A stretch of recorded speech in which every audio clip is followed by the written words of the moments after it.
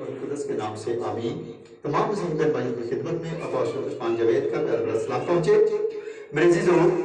آج ہم روزے سے متعلقہ کچھ سیکھنے والے ہیں۔ خدا کے کلام میں یوئیل نبی کی معرفت لکھی گئی کتاب مقدس یوئیل، اس کا 2 باب اور اس کے 15 اور 16 آیات میں کچھ اس طرح مرقوم ہے: سیون میں نرسنگا تم کو اور روزہ کے لیے دل مقدس کرو، مقدس محفل فراہم کرو، تم لوگوں کو جمع کرو، جماعت کو مقدس کرو، بزرگوں کو اکٹھا کرو، بچوں اور شیخاروں کو بھی فراہم کرو، دلہا اپنی کوٹری سے اور دلہن اپنے خلوت خانہ سے باہر آ جائے، آمین۔ میرے عزیزو، یہاں پر خدا کے کلام میں سے ہم دیکھتے ہیں کہ سیون میں نرسنگا تم کو اعلان کرو، منادی کرو، روزے کی منادی کرو، روزے کے لیے ایک دن مقدس کرو۔ تو یہ جو دن ہے روزے کے لیے ہم مسیحیوں کے کیلنڈر کے اندر جو رکھے گئے ہیں 40 دن، تو یہ مقدس دن کر دیے گئے ہیں، اور روزہ اس کے اندر کیلنڈر میں آ جانے سے یہ ایک منادی ہو گئی ہے، یہ روزوں کی منادی، اور روزوں کے لیے ایک نرسنگا بھوکا گیا ہے کہ 22 تاریخ کو مسیحیوں کا پہلا روزہ ہوگا اور 8 اپریل کو آخری روزہ ہوگا۔ مطلب یہ جو ہے یہ وہ منادی ہے، یہ وہ اعلان ہے جو قبل از وقت کافی مہینہ پہلے کر دیا جاتا ہے، ہر سال کے شروع میں کر دیا جاتا ہے کہ مسیحیوں کے مقدس دن، کیونکہ جب روزہ رکھا جائے گا، روزے کا دن آئے گا، تو اس کے ساتھ خداوند کا فرمان یہ ہے کہ روزہ کے لیے دن مقدس کرو، کیونکہ روزہ بذات خود ایک مقدس دن ہے، اور اس روزے کے اس قدر ہماری زندگی میں اہمیت ہے کہ جس دن روزہ آئے گا وہ دن مقدس ہوگا، یعنی روزہ اس دن کو بھی مقدس کر دے گا، وہ دن ایک عام دن نہیں رہ جائے گا بلکہ وہ ایک خاص دن ہو جائے گا۔ تو مقدس دن میں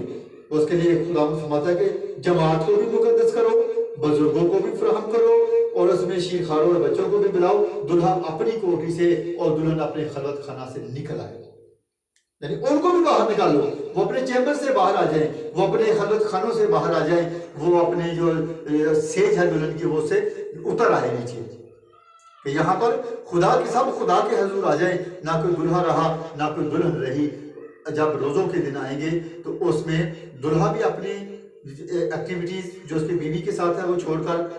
خدا کے پاس آ جائے، اور دلہن بھی اپنی تمام ایکٹیویٹیز چھوڑ کر اپنا دھیان، اپنا گیان، اپنے توجہ اپنے خداوند کی طرف سے لیا۔ یہی وجہ ہے کہ ہم مسیحی جو ہیں وہ روزوں کے اندر شادی بیاہ نہیں کرتے، بلکہ خداوند جن کی شادی ہو چکی ان کو بھی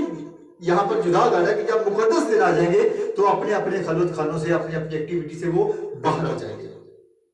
تو اس کے لیے جو مزید ہم سیکھیں گے اپنا ملاکی نبی کی کتاب، اس کا 2 باب اور اس کی 7 آیتیں، کیونکہ لازم ہے کہ کاہن کے لب معرفت کو محفوظ رکھیں اور لوگ ان کے منہ سے شرعی مسائل پوچھیں، کیونکہ وہ رب الافواج کا رسول ہے۔ جو کاہن ہے وہ رسول سے تعلیم لے کر پھر اس کی تعلیم کو آگے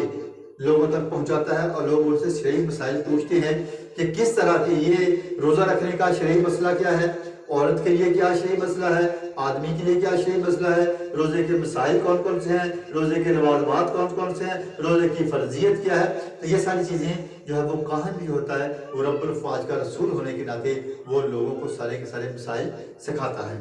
تو اس کو مزید ہم دیکھتے ہیں حزقیل نبی کی معرفت لکھی گئی کتاب مقدس حزقیل، اس کا 22 باب اور اس کی ہم 26 آیت سے دیکھتے ہیں: اس کے کاہنوں نے میری شریعت کو توڑا اور میری مقدس چیزوں کو ناپاک کیا ہے، انہوں نے مقدس اور عام میں فرق نہیں رکھا اور نجس و طہر میں امتیاز کرنے کی تعلیم نہیں دی، اور میرے سبتوں کو نگاہ میں نہیں رکھا اور میں ان میں بے عزت ہوا۔ میرے عزیزو، جب ہمارے کاہن اندھے ہو جاتے ہیں،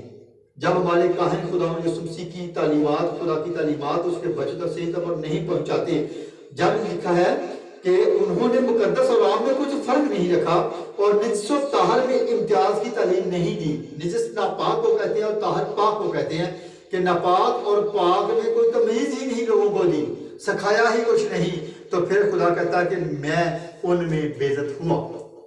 تو پھر خدا اپنے لوگوں میں بے عزت ہوتا ہے جب لوگ ناپاک اور پاک کا امتیاز کرنا چھوڑ دیتے ہیں۔ تو روزے چونکہ مقدس ہے تو تو اس میں ہمیں مقدس ہو کر ہی مقدس دن میں داخل ہونے، مقدس عبادت کو سر انجام دینے اور پھر اس میں قائم رہنے کے لیے ہمیں ضروری ہے کہ ہم بھی پاک ہوں، ہم جسمانی اور روحانی، جیسا کہ دوسرا کرنتھیوں 7:1 میں بھی لکھا ہے کہ پاس آؤ، ہم جب ہم سے ایسے بڑے وعدے کیے گئے، آؤ ہم ہر طرح کی جسمانی اور روحانی آلودگی کو دور کر کے اسے پاکیزگی کو کمال تک پہنچائیں۔ ہم نے جسمانی آلودگی کو بھی دور کرنا ہے اور روحانی آلودگی کو بھی دور کرنا ہے، اور پاکیزگی کو کمال تک حاصل کرنے کے بعد ہم نے روزوں مقدس جو ہے وہ ان مہینوں، مقدس مہینوں کے مقدس روزوں میں شرکت کرنی ہے، بھلے کوئی عورت ہے بھلے کوئی مرد ہے۔ تو جب تک ہم پاک نہیں ہوں گے